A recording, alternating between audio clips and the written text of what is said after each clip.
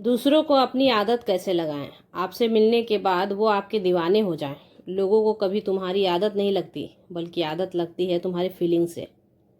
जो तुमने उसके साथ टाइम बिताए थे वो कैसे थे? सामने वाले को तुम्हारे दूर जाने के बाद तुम उसे याद आओगे या नहीं?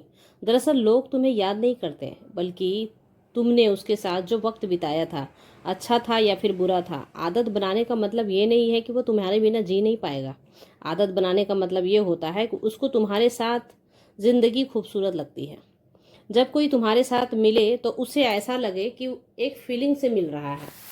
कभी मैच्योरिटी के साथ बात करो तो कभी उसके साथ बच्चे भी बन जाओ। बस इस वीडियो को देखने के बाद लोग तुमसे दूर रहना नहीं चाहेंगे या फिर रह नहीं पाएंगे। लोग ऐसी चीज़ों की ओर अट्रैक्ट होते हैं ना, जिन्हें पाना बहुत ही मुश्किल होता है। जो चीज़ें लिमिट होती हैं, लोग उसकी तरफ ज़्यादा अट्रैक्ट होते हैं। यदि तुम चाहते हो कि लोग तुम्हारी ही बातें सुनते रहें, तुमसे मिलने के बाद भी सिर्फ तुम ही को याद करें, तुम्हारी बातों को में इंटरेस्ट लें, लोग तुम्हारे लिए पागल कैसे हो जाएं। लोग ऐसा ही चीज़ों को जानने में इंटरेस्ट रखते हैं ना, जो छुपी हुई होती हैं।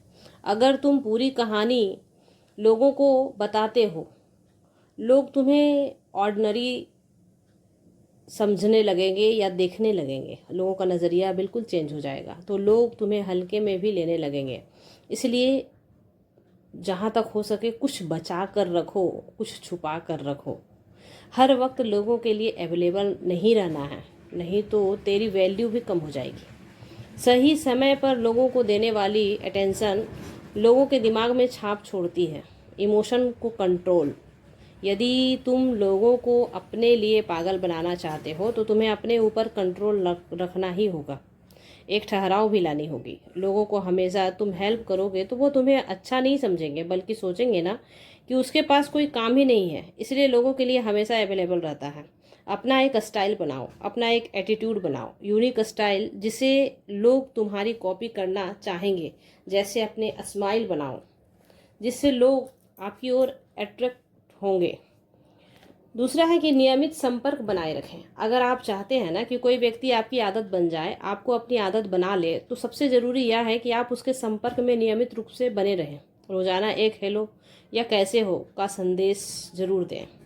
खुद को खास बनाएं। हर व्यक्ति की ज़िंदगी में बहुत से लोग आते हैं, लेकिन याद वही लोग रहते हैं जो कुछ खास करते हैं।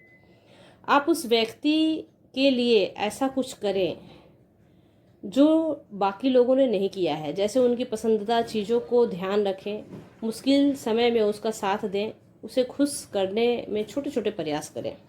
तीसरा है कि भावनात्मक जुड़ाव बनाए रखें।